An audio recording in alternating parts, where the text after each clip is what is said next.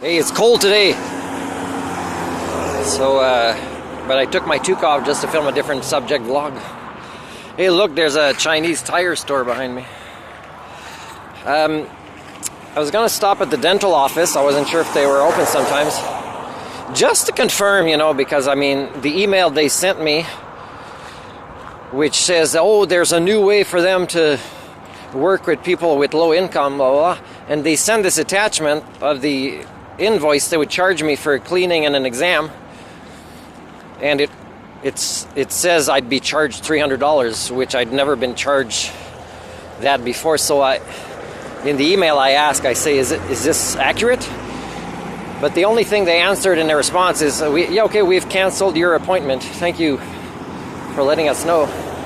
But the time I went in there first is like, before that time, it was so freaking full of cars. I'm wondering, like, is somebody getting married in there? You know, the employed are needing to drain the budget of the unemployed to pay for their wedding, and elites do that.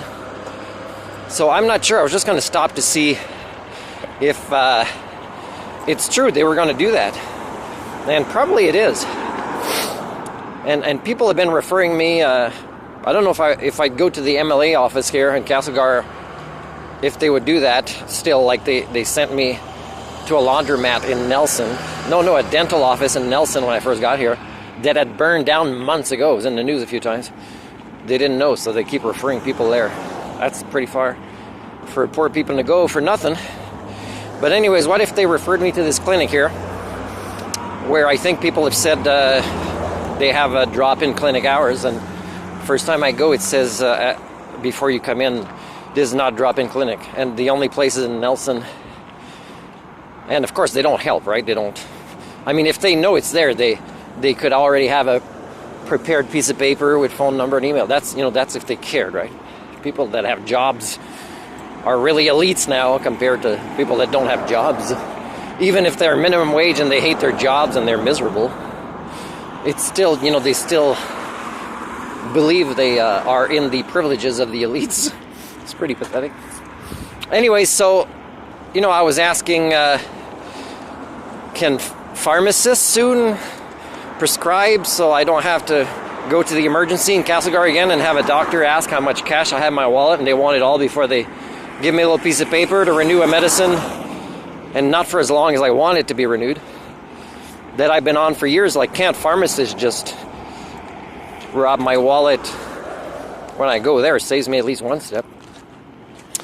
And the lady at the clinic said they might be working on that, but she wouldn't know who for me to contact to be part of the pilot project for that. And again, I mean, they're probably going to fail, because I was part of the pilot project with the Ministry of Poverty Creation when it comes to self-employment, and they broke their own rules to, pretty much help bankrupt my business, really, because they unfairly kind of manipulated the forms that they wanted me to fill out and blame me for not handing it in time, and when I hand it in time, they want me to redo it in ways that I don't agree with. What's the use doing your taxes or reporting anything to the government when they're trying to turn poverty against you?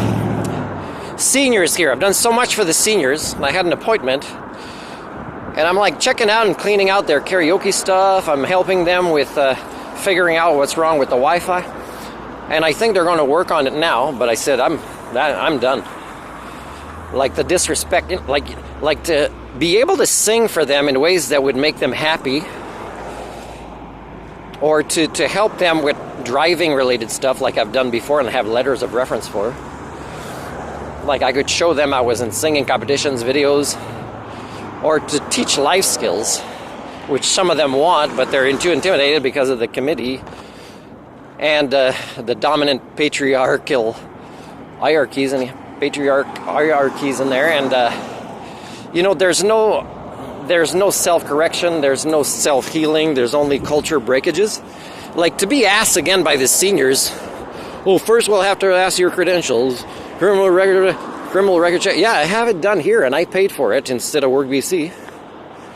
And I can give you these things. You have to ask for it and stop procrastinating, forgetting what would make you happy for free. People think there's something wrong with me.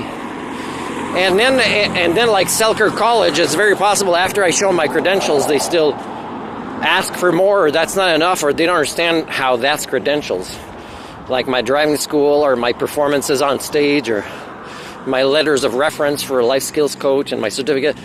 You know, it's when I leave here, people will think he failed again, and I know it's just the way you are, suffering from HSD, but the data is different, and I have to post that data to protect my sanity from your insanity. But really, as I'm leaving,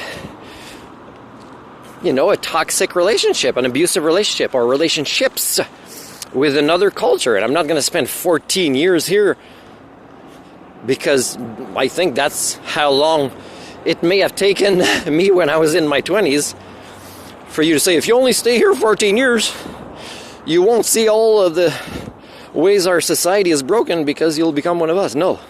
I think even in my 20s I would not have become one of you, even though I hadn't done as much personal development back then. So it's really about, you know, using one of the rare tools I have in suffering from species alienation is moving on away from an accumulation of triggers, an accumulation of abuses that are reminded to me every day when I, you know, pass by these places or interact with the same people. So it's really, I'm leaving for my own mental health, and you believe I'm leaving because I have mental illness. You know, it's kind of sad, but the data is there, and that's just who you are and who I am, and it's sad. I think there's one more thing I wanted to say about this. Yeah, I was telling someone, like some people ask, some people have been buddies and acquaintances and never really had time to really focus on a real friendship with me, because these are not skills we learn in our societies anymore, or that we believe we have the energy to invest in, even if we want to. I mean, people miss me, and it's sad, and they want me to stay, but they don't understand it's selfish. I explain, like, you know, in our conversations, I explain this is toxic for me to be here. And they still, you know, even the people that like spending time with me, they, you know, it's hard for them to reference the outside world, to reference, you know, the elusive Homo sapien, somebody else. So I'm leaving, and when I leave, I have no place to go at this time, and I'm leaving probably very soon. And when I leave, I see some of the butterfly effects, you know, and I'm hoping people will stay in touch with me, and through what they might consider gossip for me as data about the butterfly effects of my passing through this area. And, you know, the seniors will probably stop paying for internet they don't have and get the free one that they have, or at the center, or it could be, you know, the shelter for addicts might become better managed, or, you know, or whatever it might be. Because, you know, I created a conversation in a way that didn't make me popular, but that might make a few steps forward. But because there's nobody like me around, you know, it eventually dies out. And then, while at the same time all the steps backwards continue at a higher elevated pace. But when I leave, even though I don't know where I'm going, I have the happiness of at least, you know, starting somewhere else new, and you know, there'll be triggers and people are the same there, but at least it's not, it's like addicts, right? Like if somebody's a drug addict, they have to kind of stop seeing friends or start living in certain communities and just go somewhere else and start over. And when I left the National Capital Region before, I had to get away from relatives and just political unhealthy cultures. And I healed a lot on Vancouver Island, but I also, when I arrived there, I saw the same patterns were happening. And then, of course, in 14 years, I documented their acceleration as well. And it's everywhere, like I traveled in other countries. But just to move around and meet new people, and still I want to make an effort to get a dog or a cat. I think that's really going to bring a lot of the happiness. And whether that friend animal is registered as a therapeutic animal or not, with an organization that wants to micromanage and control everything, it doesn't make a difference. I won't be doing that. I'll just know they are. As a real good friend, right? Other animals make real good friends, and it'll be therapeutic for me.